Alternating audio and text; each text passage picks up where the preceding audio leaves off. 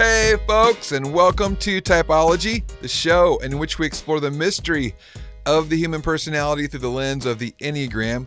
My name is Anthony Skinner, producer of the show. Really happy to have you here. I hope you've had a fantastic week.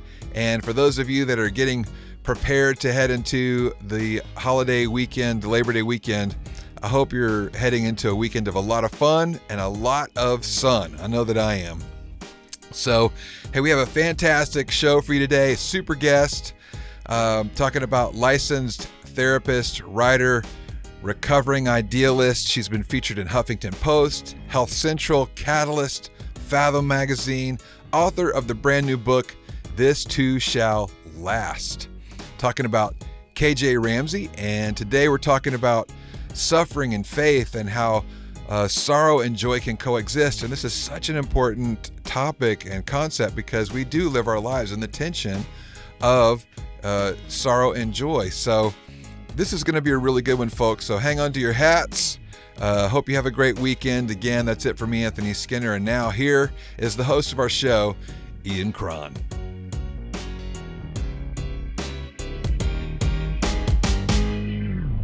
KJ Ramsey, welcome to Typology. Hey, thank you for having me.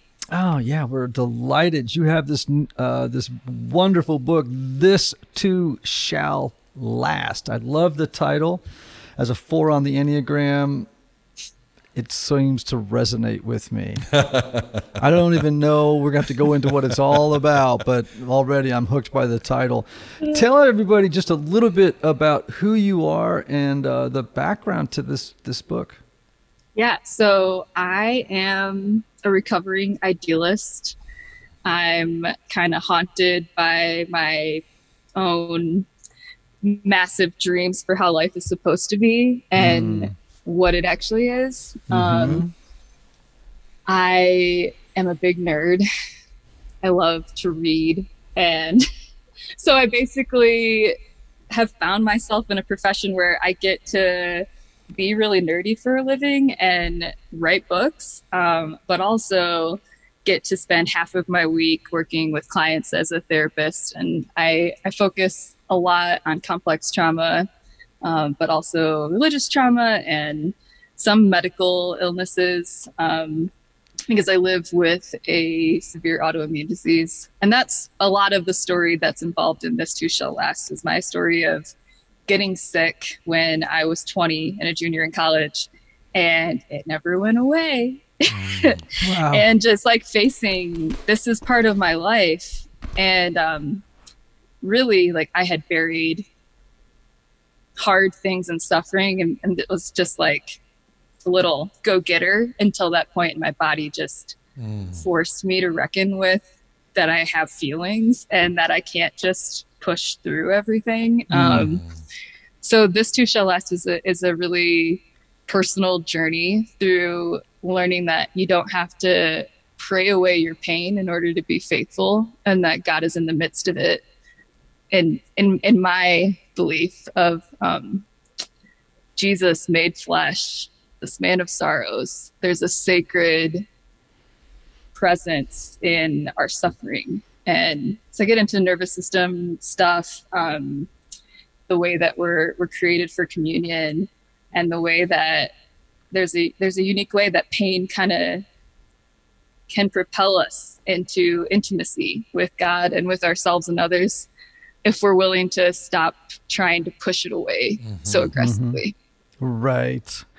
You know, ones like Marie Kondo write books about tidying things up.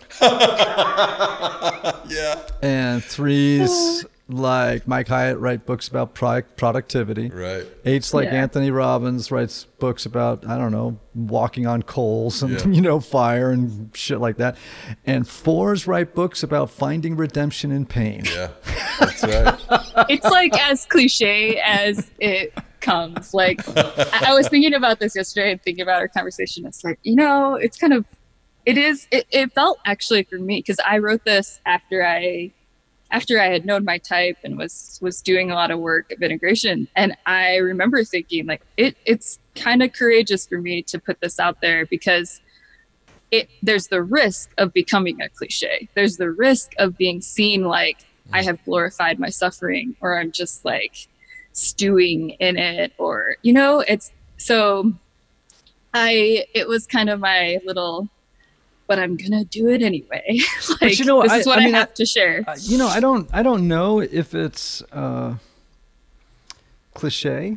I think, you know, we've had Andrew Peterson on, and Andrew is a quintessential four. And you listen to that music, and it is all about trying to find beauty and redemption in suffering. Yeah.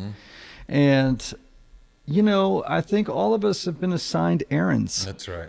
You know, Yes. and you know, different people are gifted at making sense of different life experience, and I think for fours, this just happens to be one of their superpowers. That's all. Yeah, I totally agree. I think it's that's how I see it, and I feel like it's a sacred gift to get to usher people, like invite people to sit down in this place that you don't have to be afraid. Right. There's goodness here. Yeah. And the other thing is that fours, I just did a 2-day workshop this week, you know, with a bunch of executives, 60, 70 executives. There was not one four in the room. It was the only number not, no, one person in the room realized They were a four. they were a four. Wow. They thought they had been something else. Then they realized they were a four, and then they really were the odd man out in the room. Wow. But And then they're like, I need to make a life change. yeah, no, I went out and I bought them a copy of Let Your Life Speak, and now they're done for. They're definitely going to get a new job. But you know, I think that's kind of our gift. You know, Yeah. is also, as because you're a therapist, a great job for a four, is being able to step into those thin places, those sort of darker spaces where we're comfortable with emotions that other people aren't, and then we're able to be guides for them, you know? Yeah. And, you know, I was laughing at this thing. I was like, you know, when I'm a priest on the side, you know, so it's, I said, you know what? I'm great at funerals. And I am. I hate doing weddings. Seven's like doing weddings. I can't stand them. Right. To me, I'm just a piece of furniture en route to a reception. Right. You know what I mean? That's funny. Yeah. But at a funeral, Yeah, my husband is a pastor and working as a chaplain right now because it's part of our story. But he got to do his first funeral last fall, and it was just like a tiny group because it was still the height of COVID, although we're back there. But I got to just like stand in the back and watch him make space for this grieving family, and I saw even like a woman. One of the grandkids of the person who died, he on the side is a hospice chaplain, Ryan, his husband.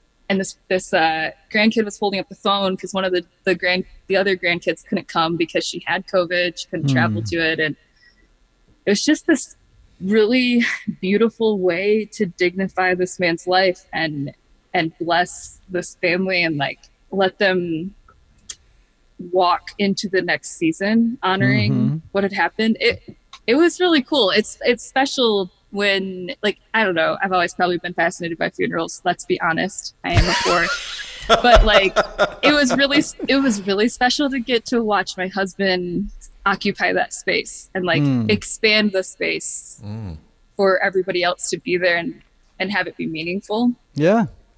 I just think it's a thing. It was really beautiful. It's a thing, and not everybody can do it, and it comes with its own burdens and blessings, you know, and so that's just, you know, how it goes. Now, in the beginning, you are a four. You were mistyped for a while, right? I was, yes. So Please tell. Oh my word. Okay. So when your first book came out and you had the Road Back to You podcast, first of all, my husband and I were like the first people out of our community who were getting into the Enneagram, and this like spiritual formation thing we were in for a couple of years, uses it heavily. So we were like working on typing ourselves. We didn't have anybody to compare ourselves to, like, oh, this person is kind of like this, or they hold their body differently than I do, and all these things. So we typed me as a 1, and but I always felt like I didn't feel nailed. Like it was like, this is too generous to me because I've grown so much in this area of my like guilt and anger, my self-criticism. Like surely I should be a little more nailed than this. And also my husband kept going with it like, this is you just don't want to be your type, and that's why you feel this way. You're just like rejecting yourself and all these things. So anyway, I was listening to one of your like first interviews. I don't know if it was on Typology or The Road Back to You, but you interviewed 2 1s at the same time. And I kid you not, I almost I was sitting there listening to it. I was like, these people aren't like me at all. They're getting it all wrong. They don't know themselves. So I almost got on your Facebook page to be like, I don't think this is what it means to be a 1. And then I didn't do it because I was like, if he ever saw this, he's going to think, of course you're a 1, you're being critical. And so I did it. And then lo and behold, I was the one who was mistaken. So funny. I feel like I have to confess that. But it was actually that also with the experience of my husband not getting it, just like I felt missed. And so staying with that feeling that he didn't get me, that there was something about my experience of myself that was unknown to him, made me get in touch with that's how I felt my whole life. And there was this deep grief of my childhood, and the way, like a lot of it was buried because I was just like very just head in books and like doing my thing. So I didn't grieve as I went as a kid. But just I grew up in a really chaotic home. So yeah, the feeling of being misunderstood by my husband, first by you though. That's great. I love really that. Got me in touch with that I'm actually a 4. And then it took a while to like discern my dominant wing, and the subtype took even longer. And I just took my time. But I think the process was it was very painful and it was very good. And I felt like, this is kind of terrible to say it this way, but I'm going to say it anyway. I felt like I was coming out of the closet. Like when I finally owned this is my type, it was like there was this buried weirdo inside of me that I always kept hidden, and I wasn't allowed to show anyone because I would be too judged. And it was like the creative part of me just started to bloom. And that's when I was really starting to publish things and like move toward writing the book. So that's the story. Wow. Love that. I do love that. And I love that you're modeling something for our typology family, which is that, you know, one of the beautiful things about the Enneagram is it helps us to discover essential self, you know, and make room for it. And so, like, you know, we have this oft repeated phrase, which is, you know, the Enneagram doesn't put you in a box. It tells you about the box you're in and how to get out of it. And sometimes it's because the box we're in is wrong. You know what I mean? Like, I'm in the wrong box. And when you find out your type, you're not jumping into another box. That's right. No. You know, it's not like you jumped out of the 1 box and got into the 4 box. It's like, it get you out of the 4 box. I had been living in that box my whole life. Even though we mistyped me as a 1, it was what like, you would have been able to see it because you sit with people every day, but it on the externals, like, it probably did look like I wasn't 1. Why? In a lot Why of do you ways. think that? Why? Because, or 1, there's some probably 3 energy there too, but Are you a self-pres 4? I am. Okay, yeah, and it took a really long time to figure that out. It does. So, and then it made more sense of like why we mistyped me for so long. But yeah, it was like my family system, I think this is a big part of it that I've been curious about. Maybe this would be something interesting to talk about. I'm sure you guys have talked about it on here before, but like the impact of our family system on what role we think we're supposed to play, but also trauma and just like what we do to survive, what we do to feel safe. And for what I did to feel safe was I became exceptional. Like I became exceptionally diligent, and I constantly had my nose in a book and just like lived here, and like I was exceptionally good, but there was this like buried sorrow under there. So I might have looked like my parents have always called me this. I hate it. Sorry, parents. They've always called me their little sunshine. They almost named me this. Thank God they didn't, because I'm not a sunshine. But like this role that I'm supposed to be the sunshine, because some other people in my family who shall remain nameless, like made it dark. And I took on that role. And so my view of myself was so shaped by those heavy expectations. And that was my only way for so long to belong in my family. Right. The family that I never felt like I did fit into, but it was one way I could, was to be like good and happy. So. And that you say this all the time, this self-pres 4 is called the Sunny 4. Yeah.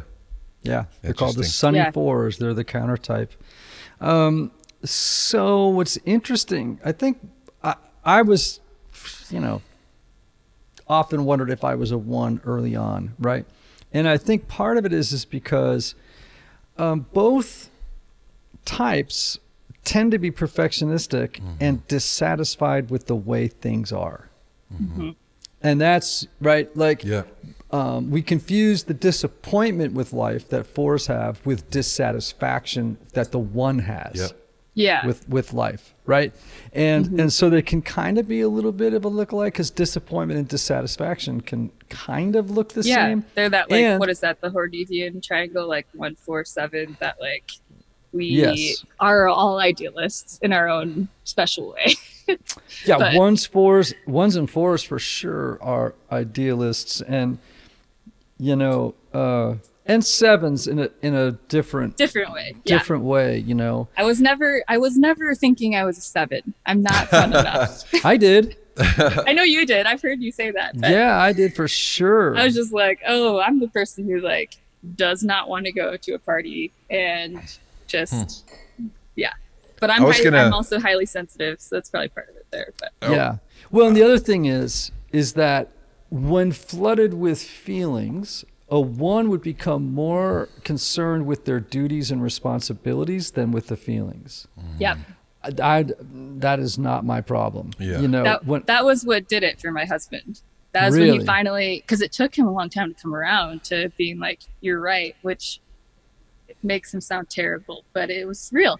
And he finally realized that like that emotions first stance of like, oh, when we have a fight on the way to the grocery store or church or something, I need to finish the fight before I go inside. Right. Or I will do it inside.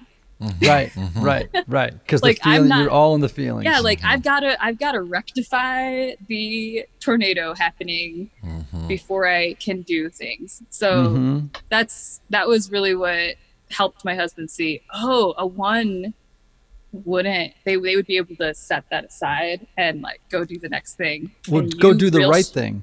Yeah, you really struggle with that. That's right. Yeah. Yeah, they would need to say, okay, well, we now need to put this aside because we have a duty or a responsibility to do the next right thing. Yeah.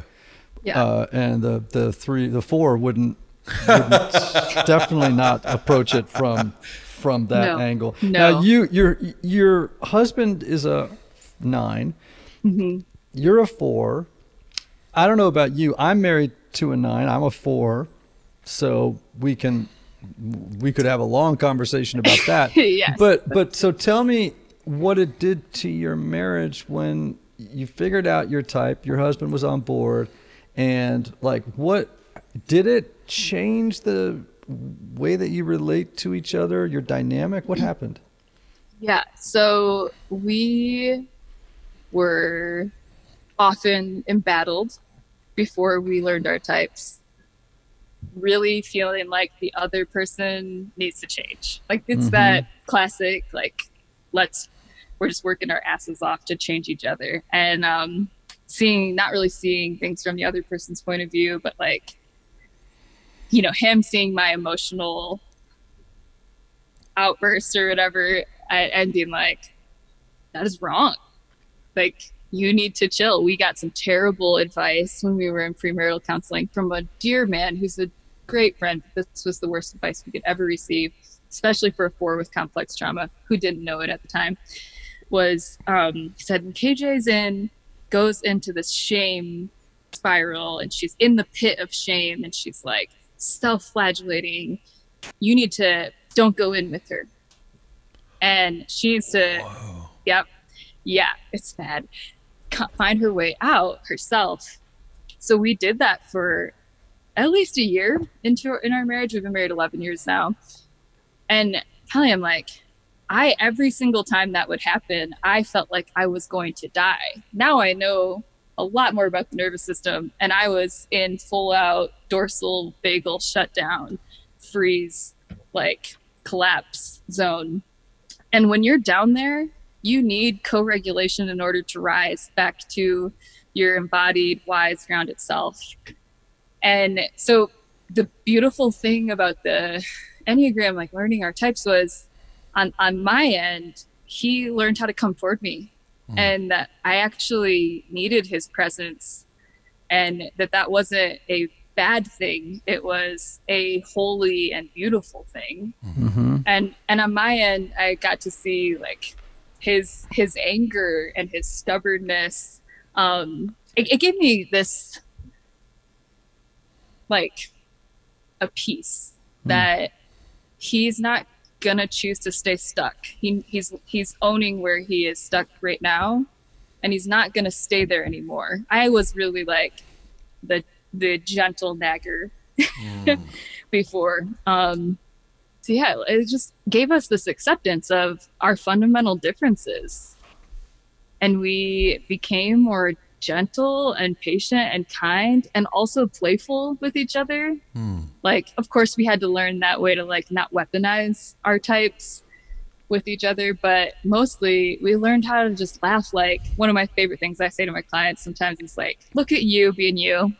Just like, look at you being you. It's just, we're just so ourselves, and now we don't have to be so like, we can receive that, like have a posture of receptivity to each other instead of always reacting against it out of this anxiety of we're not good or we're stuck because of what's happening. So it changed so much. That's wonderful. Beautiful, yeah. Isn't that a nice little testimony there? Yeah, love that. Let's close in prayer. Pass the collection plate. Close in prayer. Maybe you got a nice hymn out there. Yeah. I have to ask this because it was significant for me as a 4. Did you ever confuse your idealism with perfectionism?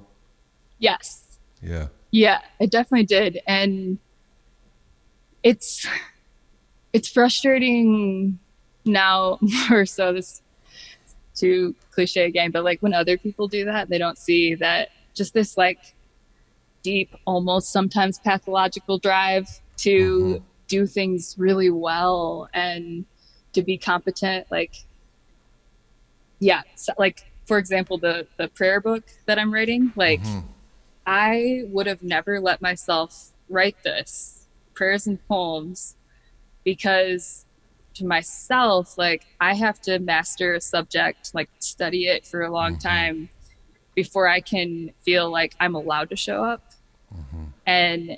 But social media like oddly gave me this space to play with poetry, and I didn't know that I was playing with poetry. So I would like write little lines and play with line breaks, and then I realized, oh, that's a poem. And it's moving for people, and you can keep doing this, and you don't have to have read every like well-known poet of our time to keep writing. Right. That's how my perfectionism like comes out. It's more like just my ideal like exceptionalism really fixated on competence. Are you a 5-wing? Yeah. I am, and it took, again, this time my husband came in clutch. He was he was the one that like helped me see that I just was so uncomfortable with my intelligence and my brain as a female. It felt like I always had to kind of hide the way that I just love to learn. It felt like you're not supposed to be this way, so like keep it hidden. So it took me a while to own the 5 part, but it's more about, for me, my energy conservation than even competence. So it's wild, because I was thinking the same thing when you asked that, because the way she just described her experience sounds very 5, and you even have like a 5 energy, you know, even as you're communicating it, you feel 5-ish, you know. Yeah, it took me a while. I don't know. I feel grateful that I could give it space to not be like, I have to define myself, which is my major wing. And it made it kind of more beautiful then when I started to try on that maybe I do have a 5 wing. And it just came at the right time. I was my therapist at the time had helped me see that I'm a highly sensitive person. And it was like, it's kind of like I was this onion, and I needed to, the outside layers needed some like very tender peeling, like, because there was goodness there and we didn't want to rip it, and I needed to go slowly. And learning about my sensitivity and this like innate difference about how my nervous system is wired discharged and disarmed the shame about my own tendency to shut down, be overwhelmed, and like need like a lot of time away from people. And that like primed the pump, if you will, for me to then like, okay, this is good. Like how I am is good.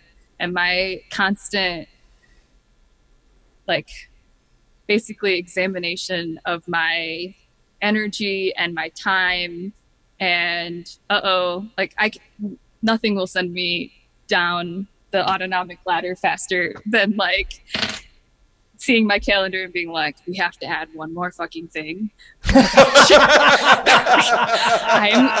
It makes me feel like I'm going to die. Like I can feel great when I'm with people.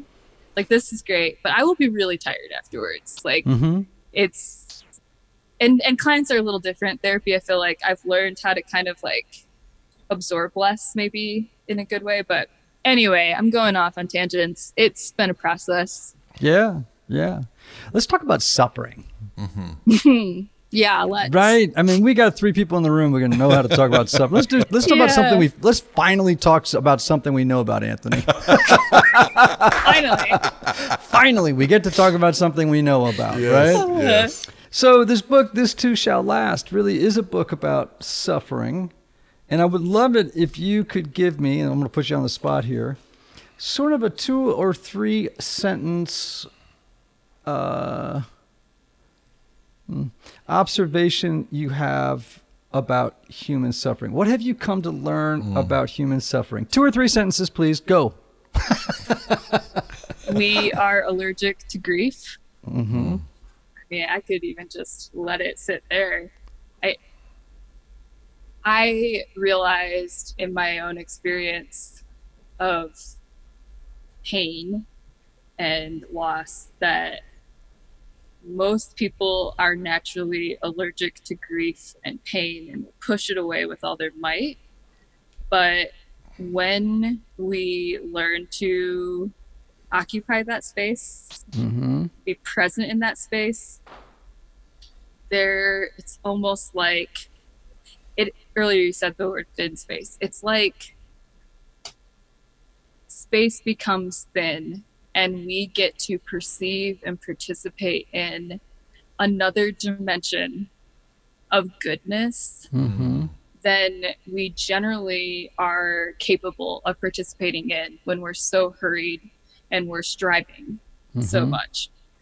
That's where I went today. If any day you could ask me this question, I might say it a little bit differently, but there's profound potential in the space of human suffering. Is something I've learned. Right. So I had and I've told this story before, and so for those of you who've heard it, too bad. But I had a spiritual director. He's an Episcopal monk. His name is Brother Curtis. He's at the Society of St. John the Evangelist in Cambridge.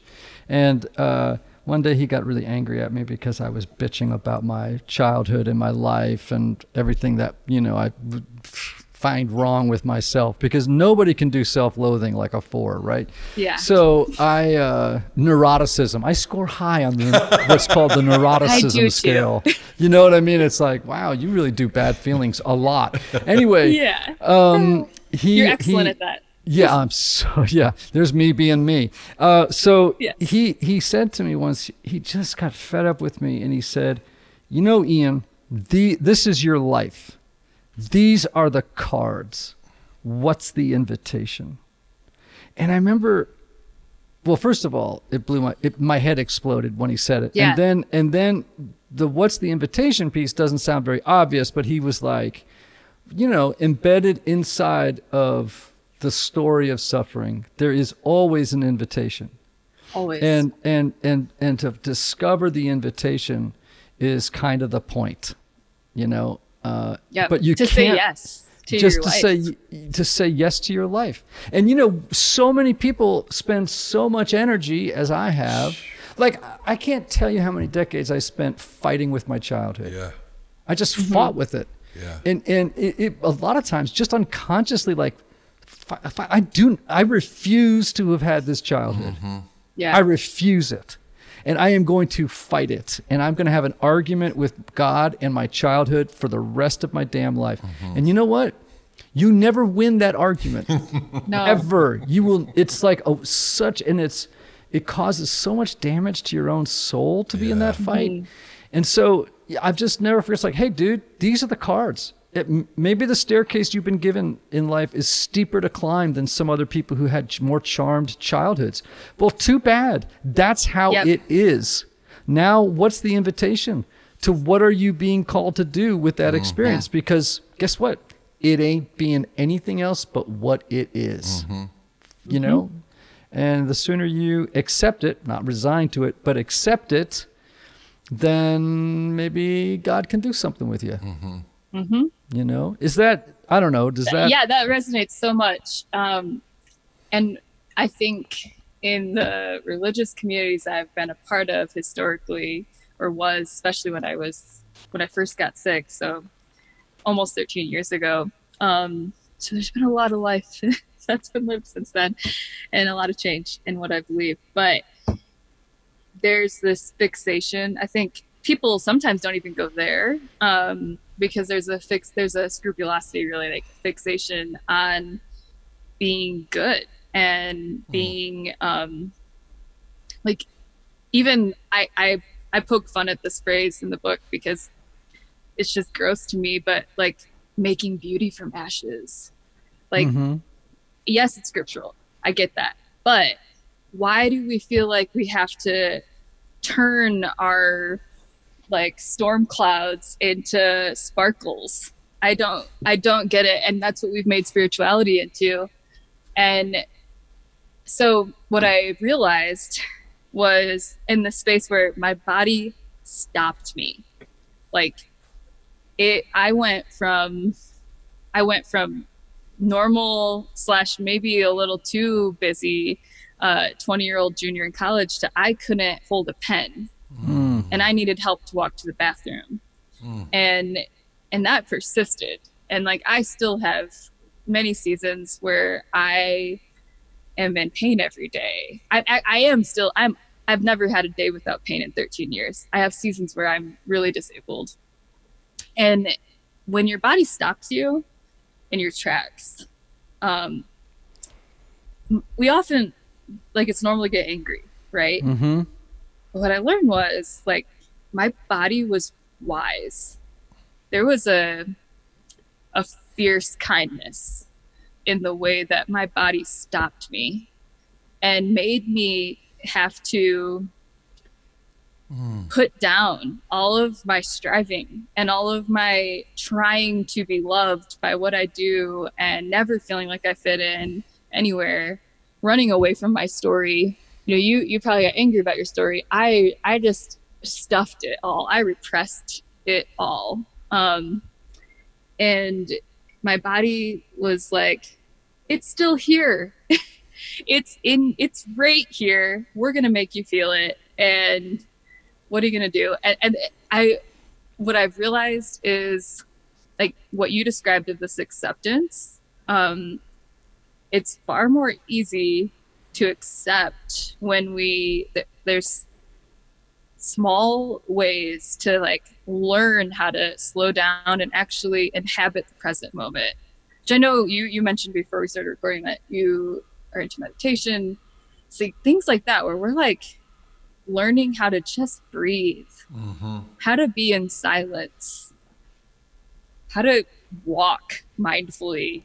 Like these things they grow our capacity to accept being where we are and to say yes to that invitation. Yes. But often our religious communities disciple us into distraction and self-loathing, so that our bodies can't even catch up to that being able to say yes, because we live in a sympathetic nervous system state all of the time. And if you're not there, you're probably in shutdown feeling like you're a piece of shit. Right. So this is a very, our listeners know that I have had a long-standing interest in the Theravada Buddhist writings, and because though I don't self-identify as a Buddhist, I would describe myself as a Buddhist enriched Christian. And do you remember, I'm sure you read the book because you're a therapist, but Scott Peck's old book, The Road Less Traveled. Did you ever read it? I actually haven't read that, no. So the opening of the book, I'm just going to read you the opening part of the book, right? It's just the first, this is the line so famous from it, right? He says, life is difficult, period. This is a great truth, one of the greatest truths. It is a great truth because once we truly see this truth, we transcend it. Once we truly know that life is difficult, once we truly understand and accept it, then life is no longer difficult. Because once it is accepted, the fact that life is difficult no longer matters. Wow. And I always thought to myself that that's a very Buddhist idea, right? Life is suffering is what the first of the Four Noble Truths is. And what that literally means is, in the translation from the Pali, in the original writing of the Buddha, literally means something like life is the feeling of not at homeness. And I love that, right? If we're always perpetually dissatisfied, there's not a human being that is not perpetually dissatisfied with life, right? But the more you argue with that, the more you argue with the idea that life is suffering, life is difficult, the more you suffer. Yes, I mean, irony. Thomas Merton says that. Oh, almost verbatim. Yeah. Did she just say Thomas Merton? Ian, my dog is named Thomas Merton. He's named Merton. But they're right next to me sleeping, actually. I could show you them, but we have two dogs that are I just fell in love with KJ. You know that. Anthony could tell you. Merton says that almost exactly. Like the more that we try to avoid suffering, the more we end up suffering. He said it better, but than me. Right. Yeah. And Anthony will do this maybe after the interview, but he could tell you the story of when I first stood in front of Merton's grave at the Abbey of Gethsemane, and I burst into tears because he'd had such a profound influence on my worldview, on my life, on everything, Yeah. Okay, someone comes to you and they say, you're a 4, you're schooled in the world of suffering. You are acquainted with grief. Right. Yeah. And again, this is one, so a 7 on the Enneagram comes to you. Okay. And they say, all right, so I don't need you to tell me what suffering is. I need you to tell me how to suffer. What would you say? Yeah, I probably wouldn't tell them. I probably wouldn't tell them much. I would say, how's your body feeling right now? Okay. And I would ask them that it was going to be really hard for them, especially for a 7. I think that's at least my experience with my clients who are 7s. But like, what is it like for you to have asked that question to me? Mm-hmm. And it's going to get real awkward there in that space of silence. But I think I don't know. I don't like to tell people what to do.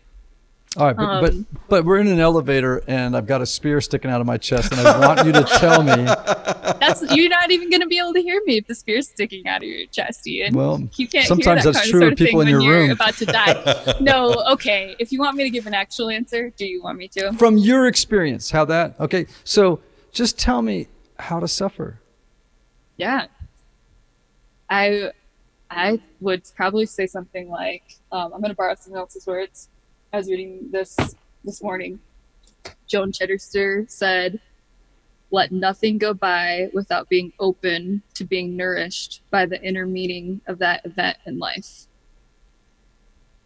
Right. Be present to your life. Mm-hmm. So that's why I talked about the body. What does your body feel right now? Because especially with the 7, but this is so many of us, and it was me before I like learned how to get at home in my body. But any feeling of vulnerability, we want to escape, and it's learning to tolerate that awkwardness or vulnerability, pain, grief, feeling sad, feeling helpless, feeling disconnected, rejected. Like, it's that moment by moment willingness to say, yes, I will be with this. Yeah. I don't have to solve it. That's right. how you suffered. That's how you suffer well. And that's actually, it's not really how you suffer. It's how you live well. Mm-hmm.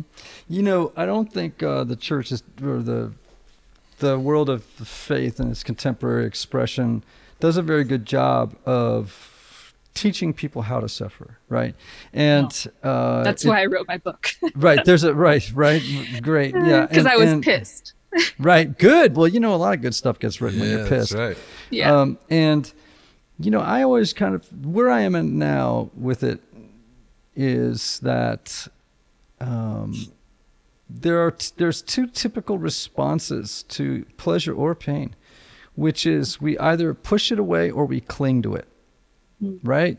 And both, you know, aversion could take the form of, I'm in pain, I'm going to eat a box of, you know, chocolate donuts, or clinging to it might mean, you know, I'm going to completely identify who I am with this suffering. And pleasure's the same thing, right? We cling to pleasure thinking if we cling to it, it's going to stay forever, right? Yeah. And so I've just also learned with suffering, it's like, don't push it away and don't hold on to it. Right. If you make space for it, it's going to come and it's going to go. And you just have to learn that it needs to have its way with you. And when it's done, right? Yeah. It's like, yeah. And to like, add a layer to that, like you just read, the title of my first book is "This Too Shall Last." Like there are things that will stay. Like, my complex trauma history will always be part of my story. My disease, unless some crazy miracle happens, it's going to be part of my body for the rest of my life. It's not curable. That's going to stay. But my ability to say, I'm going to be with this and I don't have to freak out. This moment will not persist forever. Both the bad and the good, the like really hard moments and the moments of deep joy. There's then this like, every moment is just dripping with sacredness. There's this, we like to bear witness to that moment. And you only have it's fleeting and it's just there for a second, but to let ourselves be there and let it like blow through your hand, like it's a wind that blows through, that's how you remain stable in the middle of it. So yeah, some things stay, but that doesn't mean that we stay in a dark cloud our whole lives. So now you raise another issue that I would have, and I'm personally going to have to do this at some point, which is I've never heard a sermon on the topic of equanimity. I have never heard a sermon on equanimity. If I use that word in church, I would have to define it, which is rather sad. Yeah. Right? Yeah. Which is like, okay, so human beings, you know, I guess I could wait until one day someone assigns me the Jesus in the storm text. There you go. There you go. Yeah, just wait for that part in the lectionary. Yeah, I have to wait for that part of the lectionary, exactly. So, you know, it seems to me that, and of course, this is the virtue that fours have to work toward, which is how do I remain stable in the face of whatever it is that life throws at me, whether it's a physical ailment or a psychological ailment or, you know, whatever it may be. It's like, how do I just stay stable in the middle of the storm? And it sounds like you just described that that's kind of another sort of step on the journey of suffering well. And I will say, Anthony, someone was asked me, and I had one of my kooky spontaneous answers that turned out to be a good answer without my having thought about it before it came out in my mouth, which is they said, well, okay, tell me what the purpose of parenting is. And I was like, to teach your children how to suffer well. Love that. That's good. That's kind of the big deal, man. Yeah. It's like, teach your kids how to suffer well, you know, Yep. and because they're gonna, Yeah. you know, don't try and protect them from it. That doesn't work. Just teach them how to do it well. That's right. You know? Yep. So equanimity. Tell me about equanimity, which is the virtue of fours. Like what's your relationship with it? Well, before I knew that I was a four, I got an anchor tattooed on my wrist where I could see it Nice. Nice. And then when I learned my type, I was like, oh yeah, I knew before I knew. Like this is my life's invitation is to be anchored. And I mean, I feel like I have this profound gift in my practice as a therapist to it's just the constant practice of equanimity. Like I, especially working from a polyvagal theory, like nervous system regulation standpoint, it's my role and it's my great responsibility and gift that I get to stay regulated and like become. Well, what does that mean though? Because you're using a lot of neuroscience terms here. I'm a little worried that people won't understand. Thank you. That's very helpful. I forget sometimes that I'm in my own little world, but so moment by moment, for example, in this conversation, like, you know, I told you that story about my mistyping, like you were somebody that I looked up to. So I'm going to come in with a little bit more nerves than I normally would for an interview. My heart's beating a little fast beforehand. So what did I do?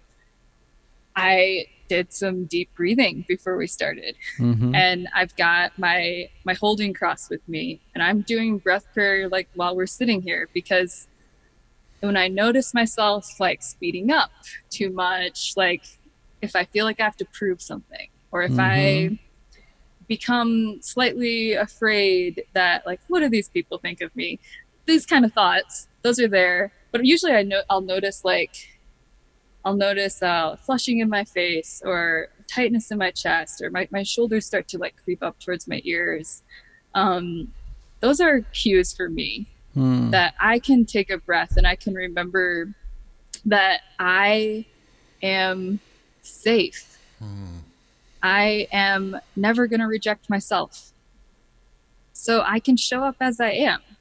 That's what I mean in one sense by regulation. There's so much more. Yeah. But yeah, that practice of there are physical things that I can do to remain present, not having to prove anything to anyone, but to bless and honor the sacred in them.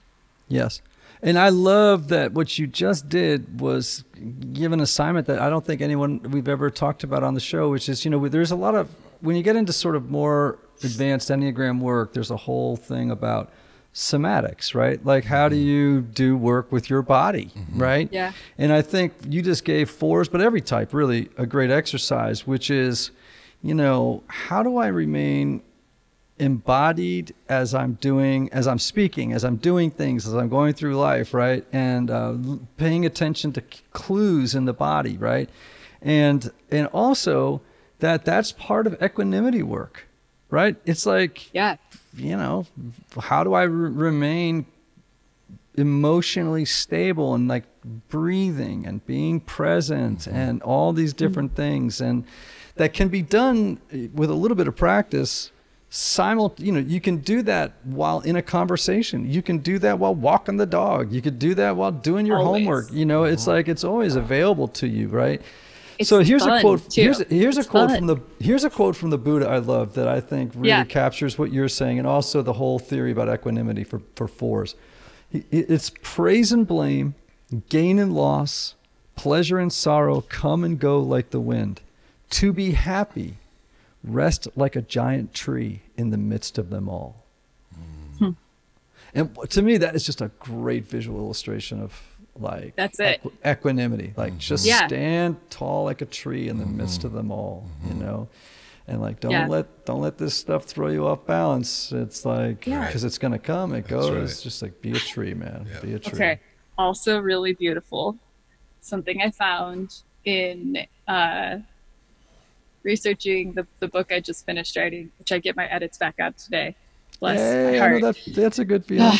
It's a scary feeling, but yeah, for me at least. But okay, something I found was, do you know the biodome in Arizona Uh-huh. that they made to like, what would it be like if we made a new biosphere like on Mars someday? Mm-hmm. Well, at first the trees, they grew really fast. The trees that they put into this biosphere, but then the trees started to flop over. Like they were dying left and right, even though they were like taller trees than in a normal environment. Mm-hmm. And everything they had like done everything they could to replicate Earth's like most pristine, good environment, but they were still dying. And then they realized like the one variable we left out was wind. And when we don't have wind blowing through, a tree can't grow its roots. And I just like I'm so captured by that. Like we have to welcome the wind. There's that, I love that image from that quote, the Buddha, like standing tall and happy, but a tree is still surrounded by weather patterns Mm-hmm. and they blow through. And to trust that we, like every storm that comes through is only going to sink our roots down deeper. That's good. It's a beautiful thing when you start to experience that, or when you look back and you see this last year of chaos, I did become stronger and I did become more capable of like being a welcome place for the birds to land. And, you know, like a tree harbors and gives life to other organisms, but we can't be strong to do that if we don't welcome the wind. Yummy. Good. Yummy. That was delicious. I love that. I Hey, love that. I love that picture. Yeah. You know, there's another, since we're fours and we're doing pictures, I sometimes tell people who feel like they're saying, you know, I'm falling, man, I'm falling. I go, don't worry, your future self will catch you.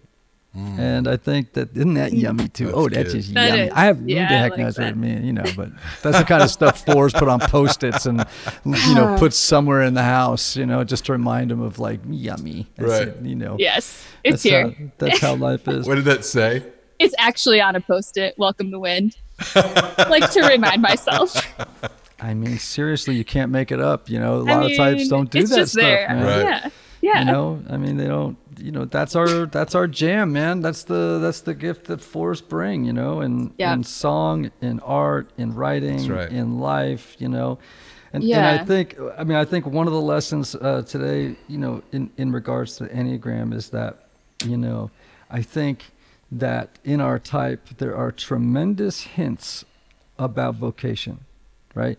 Like when people, I think the Enneagram, this is something we should explore sometime, right? It's like the Enneagram and vocation. Like how can you look at the superpower of type and ask yourself the question, well, it's a hint. I'm not saying that a 2 can't be a boxer, right? Like we think, the 8 can only be no, a 2 could be a boxer, right?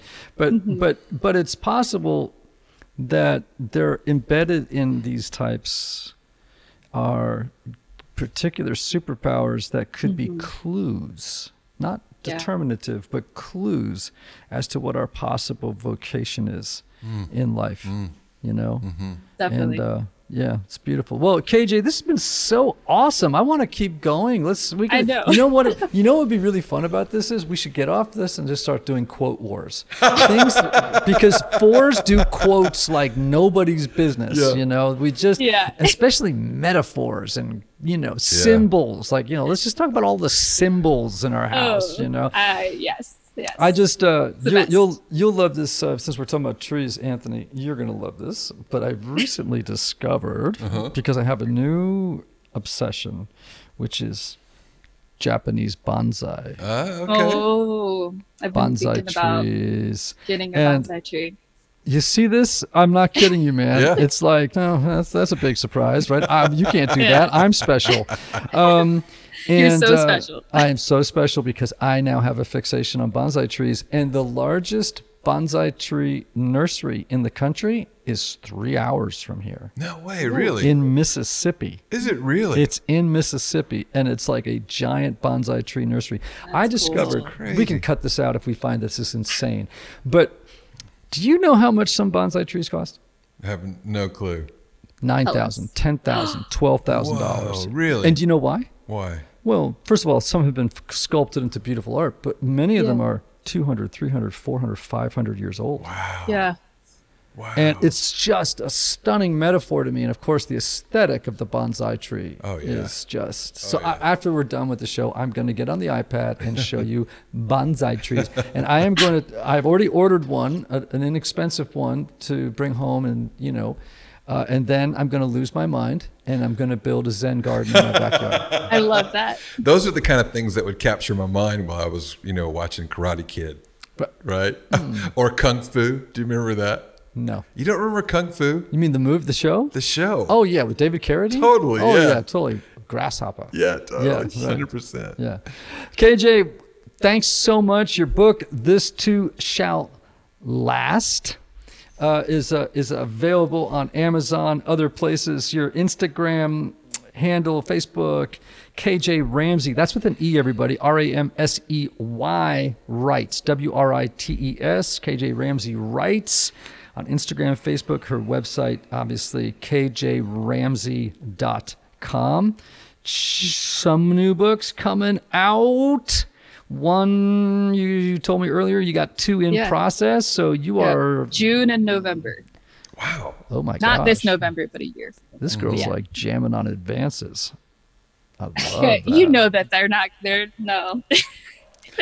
You know how publishing goes. I know how publishing goes. Yeah. We're so delighted you were on. We love talking with 4s, and we've loved this conversation. And for those of you who are part of our family or new to our family, hear these words. May you have love. May you have joy. May you have peace. May you have healing. May you have rest. Until next time.